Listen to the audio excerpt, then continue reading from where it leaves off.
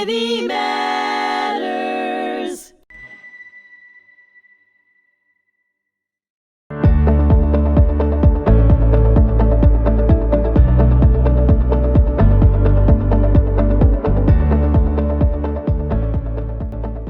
Welcome, everyone.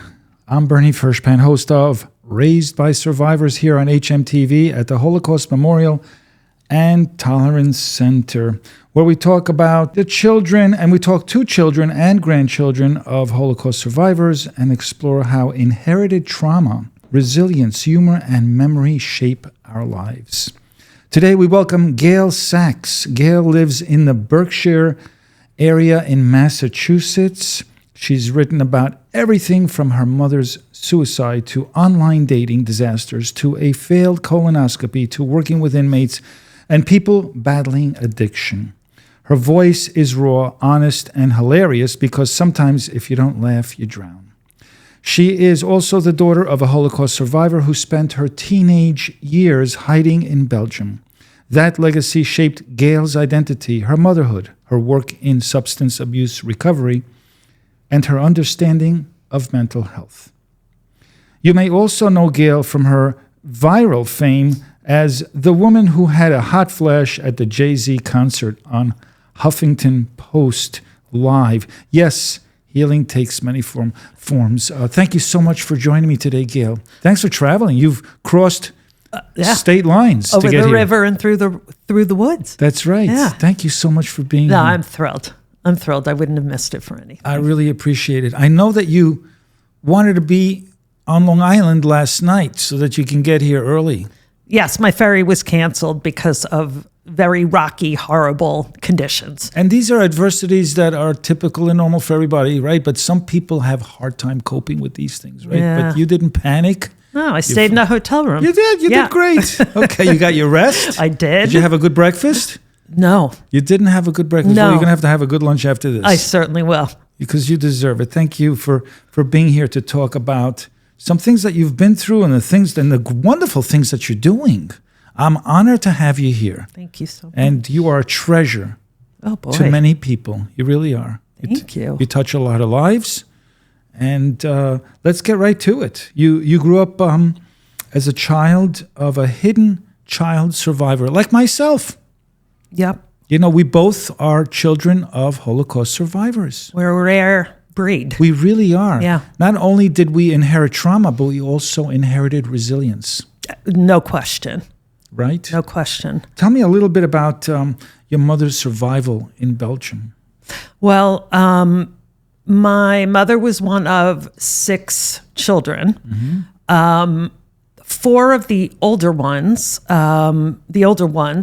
were actually taken to Auschwitz they were transported from Belgium, from Brussels to Auschwitz. And at the beginning of the war, they were only taking the eldest children, and I'm not quite sure why. Mm-hmm. So my mother, her youngest brother, my Uncle Henry, who was just turning 90, and their mother were hidden, put in a home by the Jewish underground in a basement of a home in Brussels, where they spent about 2 years. And was it, would you say, a good hiding place? I mean, if Nazis entered, would they find them? Were they hiding behind a wall? Was there a bookcase covering the doorway? They were in a basement, so all they could see for a couple of years were footsteps, were people's feet going by the window. I see. And there was a place that my uncle described to me as a false front, which sounds like it could, similar to a hidden bookcase. So if there was any threat, they would go in and actually pile one on top of each other. Right. And my uncle says that he used to have nightmares about the tile on the floor because he had to stare at them for however long those raids lasted. Right. So there's an aftermath to all of this. I mean, there's grief, there's depression. Oh, yeah. Your mom suffered a lot. She sure did. What do you know of in terms of what she suffered internally? How much did you know? Well, growing up, I mean, I I didn't really know much because she didn't talk about it. I remember when the miniseries, the Holocaust, I know Meryl Streep was in it. I remember, her not being able to watch it. I didn't watch it. And she had her first, what we called then nervous breakdown while we were on vacation. Very rare family vacation. We didn't have many of those. And she was in the hotel room and refused to come out. And then soon after, she was admitted to a psych ward for a suicide attempt. And that's when I started to learn about her past, and nobody kept secrets from me. And I think that was really, really important. And I talk about that a lot, that I was spoken to not like a child, somewhere between a child and an adult, where to the best of my ability, it was explained to me about her being a Holocaust survivor and also her depression. Right. So she made multiple attempts. She did. And I'm not a therapist or a counselor, but I understand that many times when people do that, they want attention, they want love, they want something, right? They're missing something. They don't really want to die. Right. And I don't know if that was the case. Right. Sometimes... You think that the pain that she experienced was too great? Oh, absolutely. But I don't necessarily believe they were cries for help. Right. I think that she probably didn't take enough pills. It was just too much pain. Yeah. To bear with every day, waking up and dreaming about it, having nightmares. Yeah. Sure. My dad would wake up in the middle of the night crying. Yeah. And I didn't know why. No. But then I found out later on why. Right. And I think you understand more when you're old enough to kind of understand. I mean, my mom was a manic depressive, which we now call bipolar, and she would spend days in bed, draw her shades, and put a sleep mask on. Wow.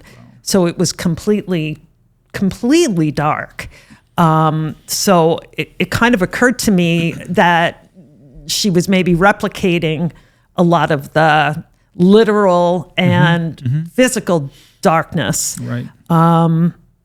So, when she was in that state, you'd have to kind of tiptoe around. So how many children do you have? I have one. Just one daughter? I have one, yes, How has this daughter. affected your relationship with your daughter? I know that she is an incredibly compassionate human being. She's also going into the social work field, like me. And she really, when I finally told her about my mother, there was an opening to do that. She comforted me, which was really, really incredible. Incredible. I know. At 11, no, a little older than 11. Really? Yeah, she's a natural-born therapist. Yeah, I believe that she is. I don't think it's necessarily affected my parenting style, but I don't keep secrets from her. We never sugar-coated anything. Kids are smart. She'll hear in my voice over the phone, even if I just say hello a little differently, she'll know something's wrong. Yeah. Absolutely. So your mother kept most of this internally, right? She internalized the pain. She didn't talk much about it. Nope. You're different. You're talking to your daughter about how you feel.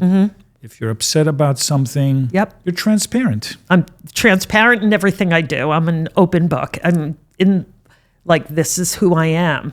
And that's why I've written about it. And yeah, that's just a big part of my personality. Tell me why you think mental health conversations matter. There's not enough about it. There's a lot of stigmas about depression and things like that. Why is it important for people to talk? And how do they go about it if they're afraid to? Who do they talk to? Yeah, that's a good question. I mean, I think, I'm lucky enough to have amazing friends where I can pick up the phone and say, you know what, I'm just not I'm not in a good place. Yeah. I've never been suicidal or anything, but I think that there are a lot of services now. You've got hotlines. If people read, celebrities who talk about their depression, even influencers now who talk about depression, I think anybody realizes that they are not alone. And things like that are never printed or broadcast without a hotline number. And it's stigmatized, but if they can hear from someone else how therapy has helped them, how medication has helped them, I think it instills some hope. Sometimes people take it on their own. They do it on their own. They self-medicate. They sure do. Because sometimes medication helps, but sometimes they overdo it with medication. But there are alternative coping tools and skills that they could use. Right. And they have to figure out what those are. So on their own or with some guidance? With some guidance. I think, you have to say, and I do this in my work, like what can bring down your anxiety? Like what helps you through a hard time? And it's often music or taking walks or painting or some kind of art. Just getting out of your head. Yeah. Doing something physical even, right? Running, art. Absolutely. Being creative. I think being creative is a great solution. Yes.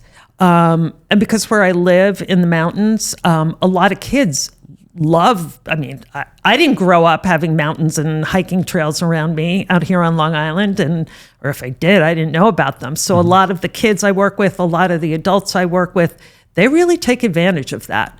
They know what makes them feel good. They just sometimes have to be reminded of what makes them feel good.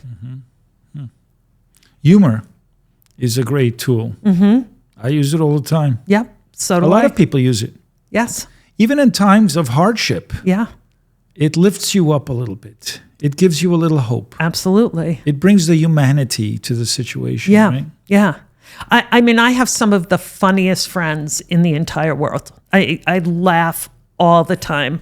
My husband and I laugh all the time at just the absurdities of they've life. done studies, and there are books written from people who were diagnosed with terminal illness.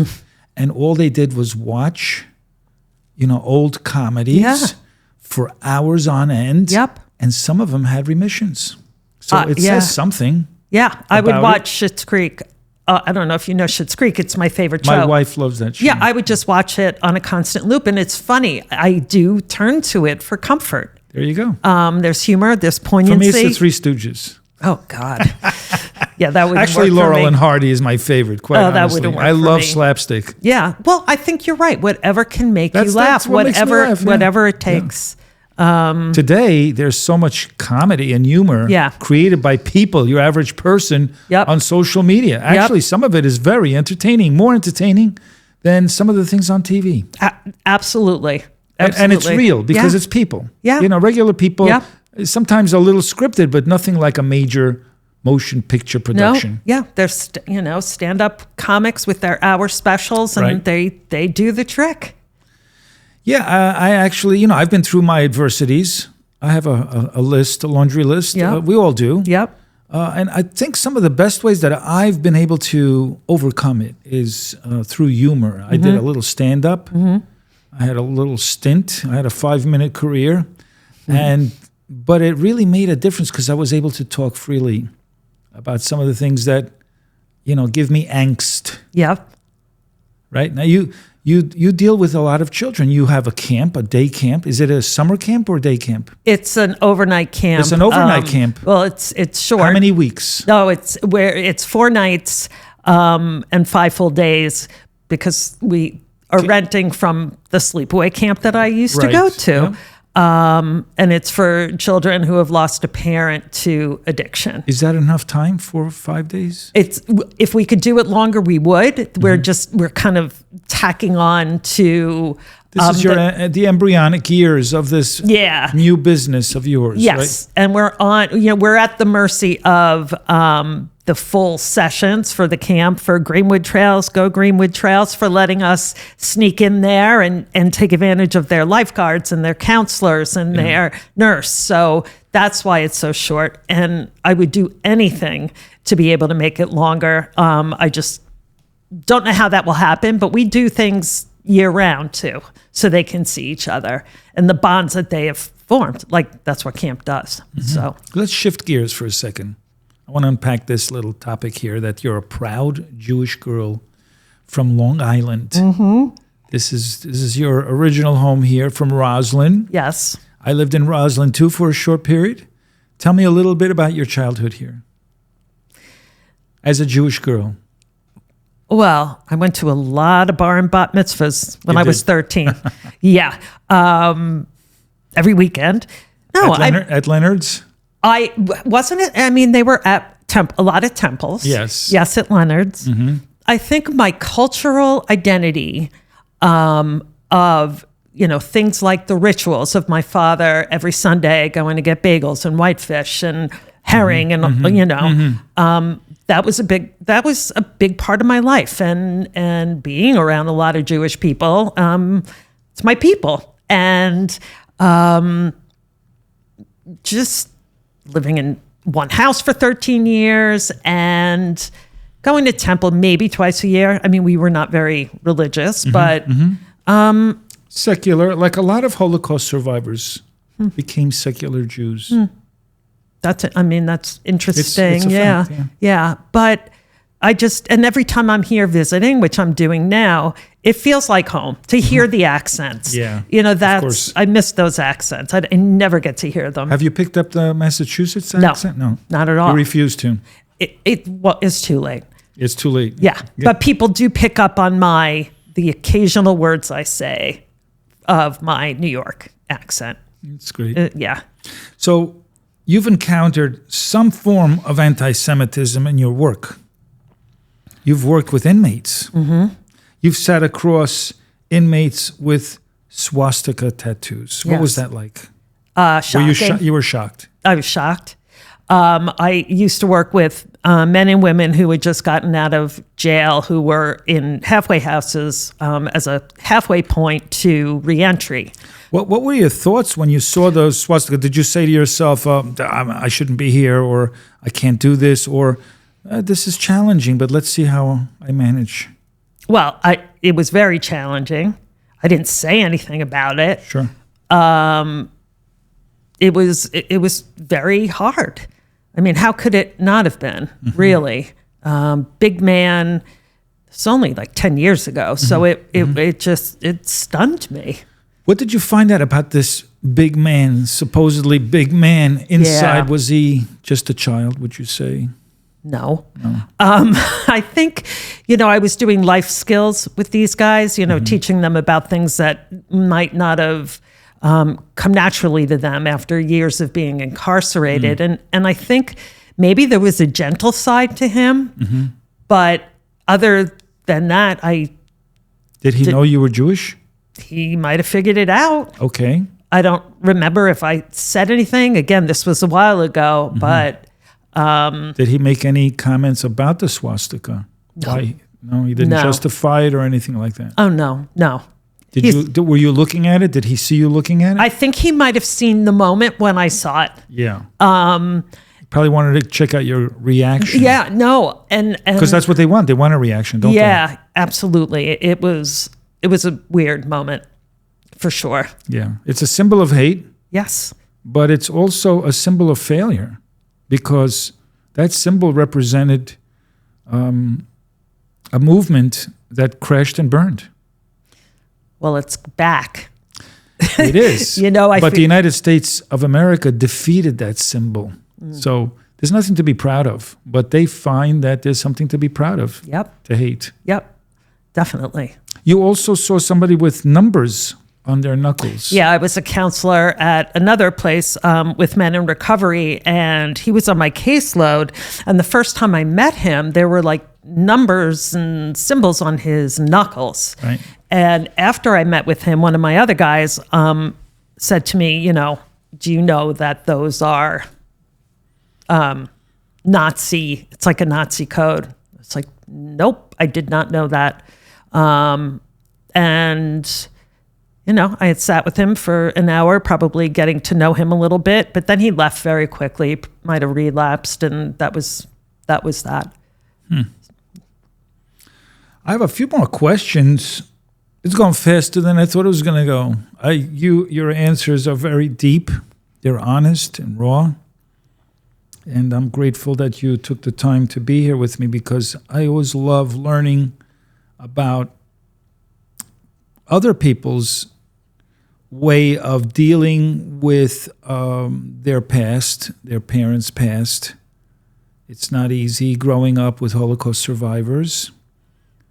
To us, it was normal. Then you get out into the real world and you see what other people are like and how they grew up. And I found out very quickly that other parents were different than my parents. Mm-hmm. Yeah, absolutely. I used to resent that my mother was not like all the other mothers. Right. In what way? Because of her mental illness, right. Which we now clearly know is rooted in her being a survivor. Right. Now, my parents weren't diagnosed with mental illness, but they had issues for sure. Because they had issues with coping with situations. I remember when I was growing up, they would cry, they would go hysterical, sometimes with certain situations. And I didn't know, is that the way you deal with issues? You know, scream, fight, yell. But as I grew older, I learned, because I took classes in psychology, you know, just to back up a little bit, look at things more objectively. And it was hard for them to be objective, and I can't blame them. You know, everything for them was very subjective. And they felt pain. The pain was triggered by just about anything. Anytime they felt, you know, insulted, humiliated, not validated, was very painful to them, because that's what they went through. And they just didn't want it anymore. Right. And interesting that you say that. My father had the tendency to rage a little bit. He had a very loud voice. And because he wanted to be heard. Yeah. So that is the one. I think that was the biggest trigger in my mother, where she would refer to him as the Gestapo, like the way he was treating her. But it means that there was a lot of pain there, right? Yeah. That's how it came out. Yes. And, you know, that's right. You talked about the trigger, and I just remembered that. And, you know, they shrink into themselves. Totally. Yeah. So you enjoy helping others, you know, who are swallowed by their darkness, as they say. Where's the future for you? Where do you see yourself in 5 or 10 years? Do you still see yourself doing these things? Will you continue doing it? Do you see it evolving into something else? Is this camp? I think the camp will at evolve. Some point be my world. Because right now, you know, I have a full-time job that I love. But eventually camp will be it, you know, growing it, loving, you know, doing whatever I can for these kids to make them happy, even if it's just for 5 days. You're proud of your heritage? Absolutely. 100%. That's wonderful. What gives you strength today that your mother never had access to?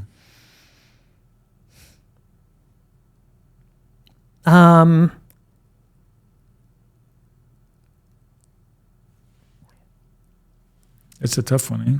No, but I want to give you a good answer. Go ahead. I think a vast network of friends.